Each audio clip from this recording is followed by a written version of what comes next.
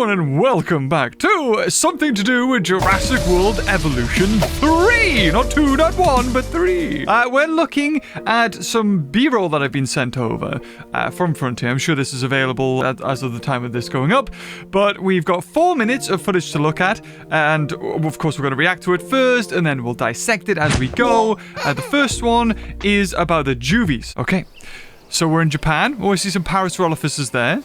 I like the canyon. That's quite nice. So there's the male and female Triceratops. And the baby have little dads. Yes. Some raptors. Baby raptors.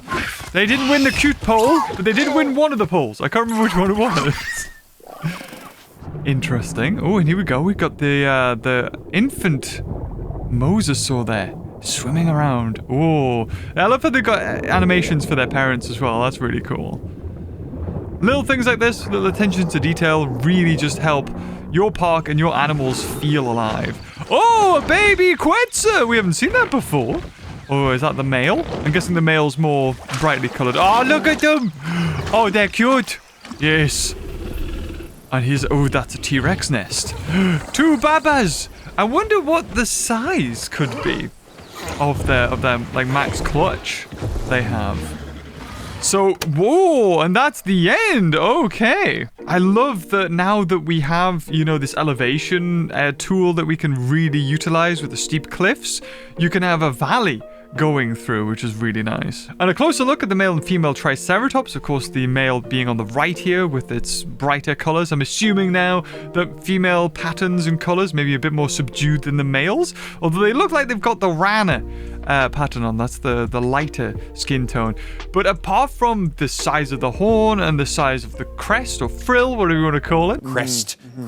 They seem to be exactly the same, which I guess that makes sense. Oh, I completely missed it. I didn't see the raptor playing with its tail before. How did I not see that? But yeah, there's definitely a lot of different animations going on here. Here is the winner of our cute baby poll contest that we had on the channel. Mosasaur won by a landslide. Now, what's interesting about this is that, we're going to have a discussion about it, of course. You know, we're getting 80 species to start with instead of, you know, Jurassic World Evolution 2 ended with 111 or 112. So, you know, a lot of that roster is going to have to be cut, and it's probably going to be reintroduced in DLCs. But if every species can have babies, that's like a new species, basically, when it comes to animation, rigging, modeling, and that's a lot of work. So on the surface, it doesn't look like there's a lot, and if anything, things have been trimmed out and cut back. You could have called that a different Pteranodon, and I would be like, oh, cool. I would have been none the wiser. What's interesting here that we haven't seen is any in-between stage. Like, we have baby stage, and we have adult stage. There's no in-between. So I'm not expecting something like the Isle. Something where there's a gradual growth system or Path of Titans, that sort of thing. It's just gonna be a baby, and then all of a sudden, boop, they're an adult. I mean, I could be wrong here. I have yet to see 2 babies next to each other that are different heights. Like, you can see there, the raptors, same height there. I mean, you got the males fighting each other there, and then we get a little playing with the baby lying down. And of course, another mosasaur, again, the same height. And if we even go back to these 2, they look to be the same height. The T-Rexes, they look about the same height as well. It's definitely their big seller. They were like, oh, well, we've got juvie dinos now. That's what you've been asking for since the first one, right? But now, let's look at more of the gameplay side of things. This one has to do with the ATV. Oh my god, that looks so cool! You see the way that it's got a front of the building? Sorry, I had to pause this straight away. I didn't even notice that. I mean, if you just think these are all modular buildings, somebody made that. So it's a bit like Disneyland, how you have the, you know, the outward facing, oh yeah, look, this is how the guests see, and then behind it's all maintenance and hard work. I like that. That's something that we didn't really get to do with Jurassic World Evolution or Evolution 2. You always had the maintenance-y looking places, but they could just be right next to the whatchamacallit, everyone else, the rest of the attractions. So here's the ATV. It's resupplying. It has a health bar at the top, I'm assuming. Operations. Ooh. So we've got the cameras here. We've got... that seems to be maybe an outpost by the looks of it. I don't know what these other buildings are. See, yeah, security camera, 1 power. We've got the old, like, visitor center and stuff. Here we go, placing the security camera. And then a sign. Aha. So once it catches, okay, so here we go. It's seen that a dinosaur's broken out. Attention personnel. We have an asset on the loose. Oh, you know what? He didn't say asset out of containment. Okay, so Ranger team doesn't repair fences anymore. The ATV does. And there you go. So this has all happened automatically. I don't know if the ATV was also automatic, if that was also assigned. But you still need to do the transporting back into. Okay, so you can't be all automatic. You've got to do a little bit of work, even if it is just clicking and placing it back into the enclosure. And here we go. Look, you've got shallow water here, or it appears to be shallow water, and then deep water as well. And showing that dinosaurs are still transported in the old way, which is being lifted and whatnot. But we have seen in the trailer that there was something being transported in a crate. So that might be a dinosaur from a different part of the world, like the campaign has you all over the world, so maybe if you transport between parks, maybe that's how they appear, rather than, you know, just being glided in, possibly. And we've still got the outposts there that we usually have with Jurassic World Evolution 2. So this is the maintenance facility. It has 2 ATVs in there. Work, rotor, maintain, and repair. So they both are, and then you can jump to one.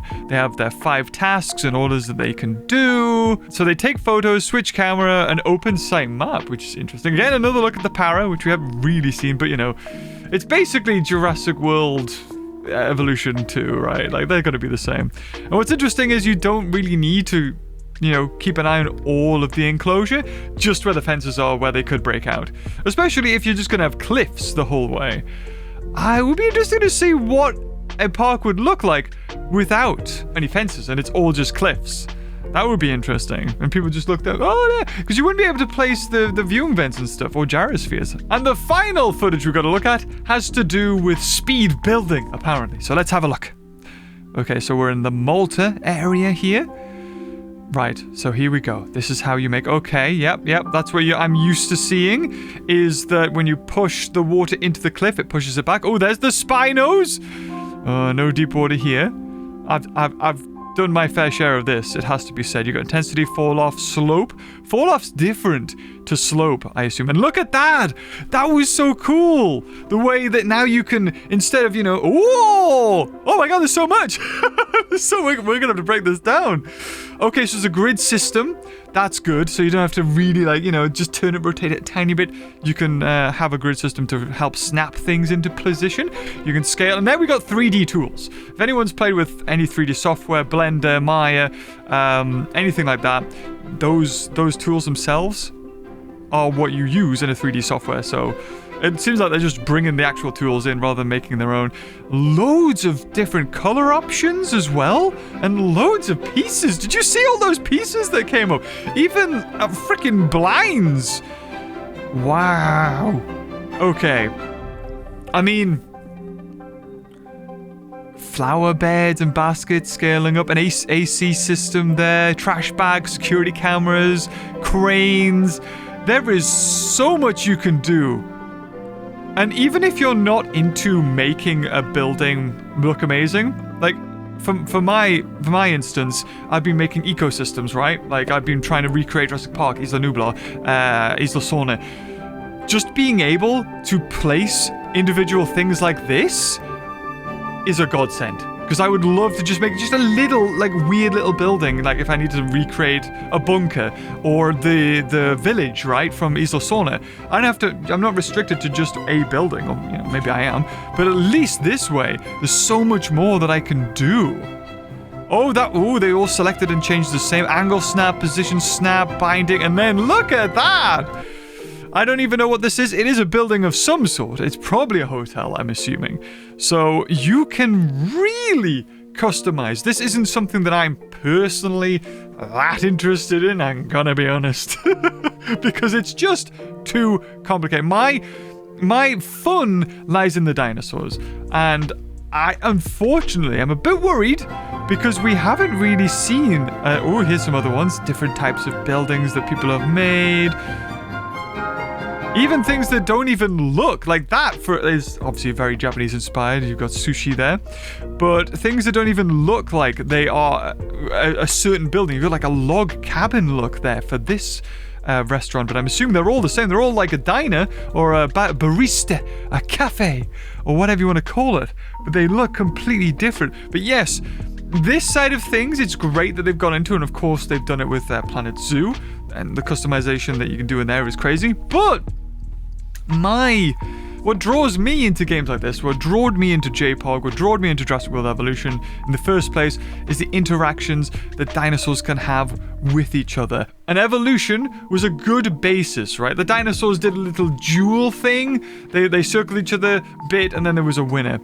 Evolution 2 made it a little bit better, and they would clash and twist, and then there was certain ways that things could go, but it was still that turn-based system, you know. It was like Final Fantasy.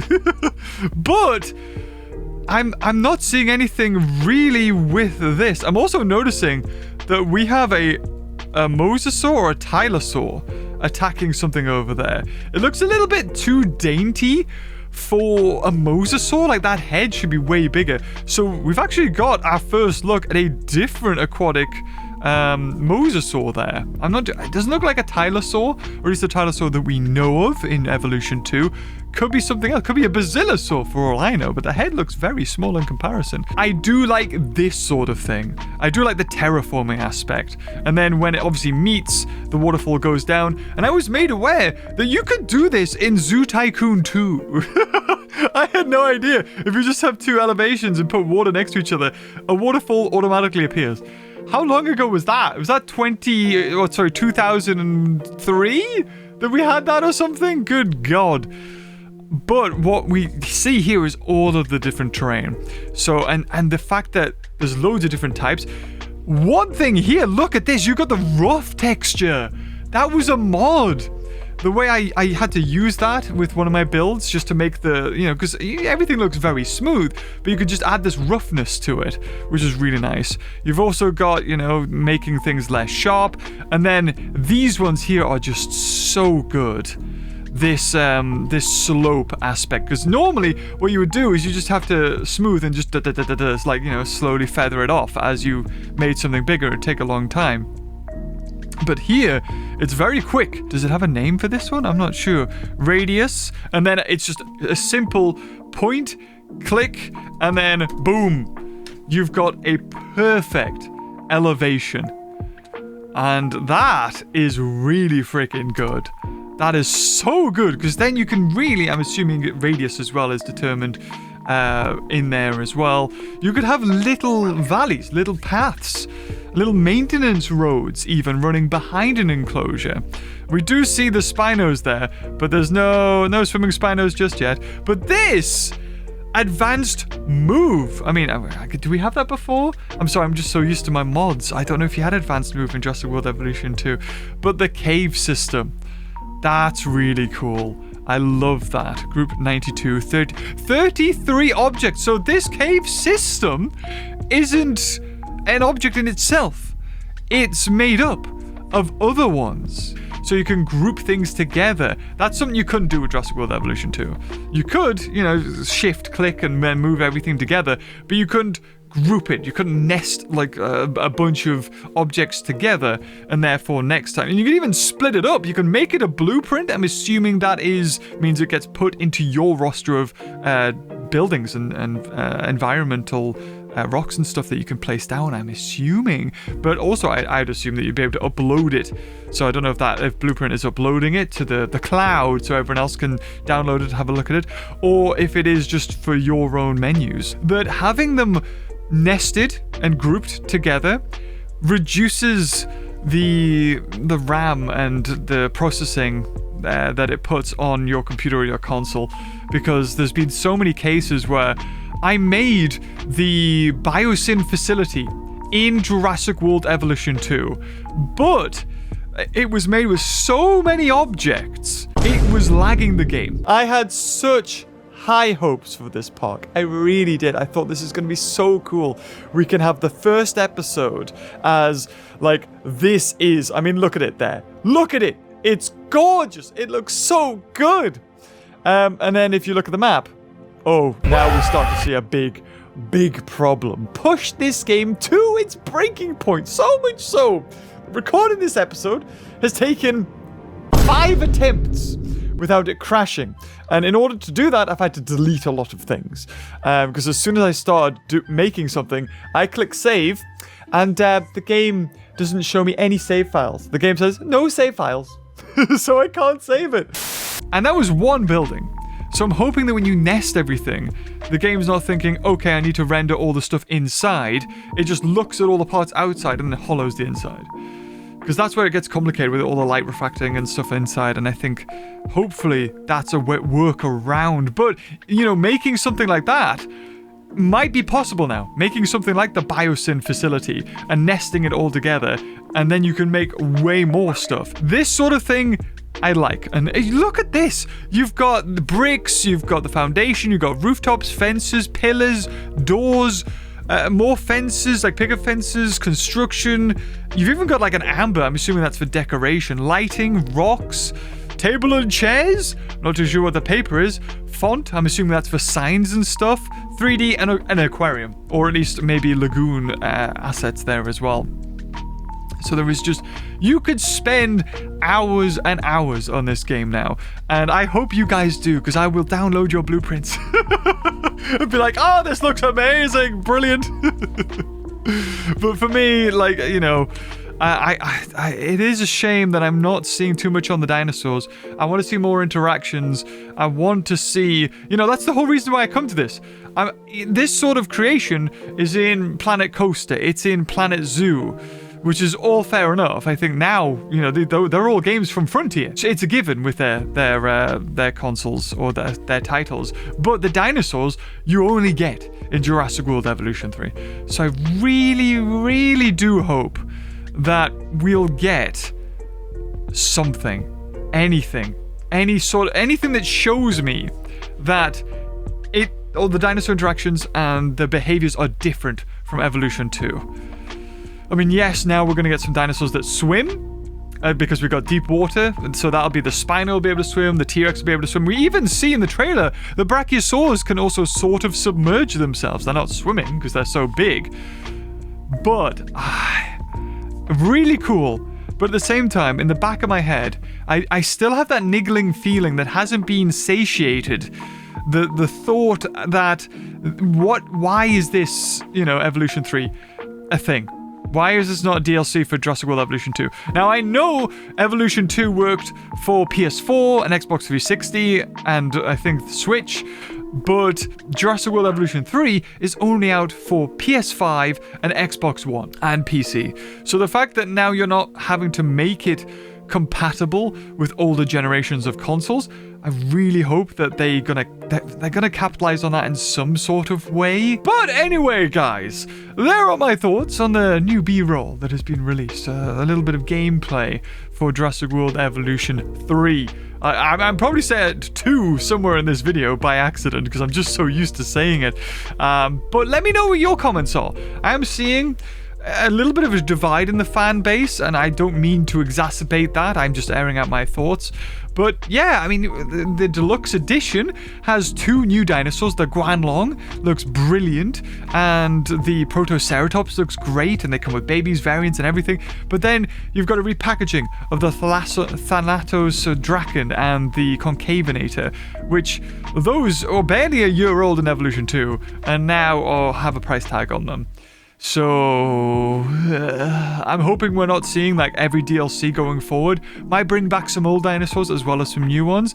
I think almost without certainty I can say that, you know, the game plan's going to be the same. They're going to release DLCs with 4 dinosaurs or so, with new cosmetics, new blueprints that you can, you know, use to customize your buildings and all that jazz.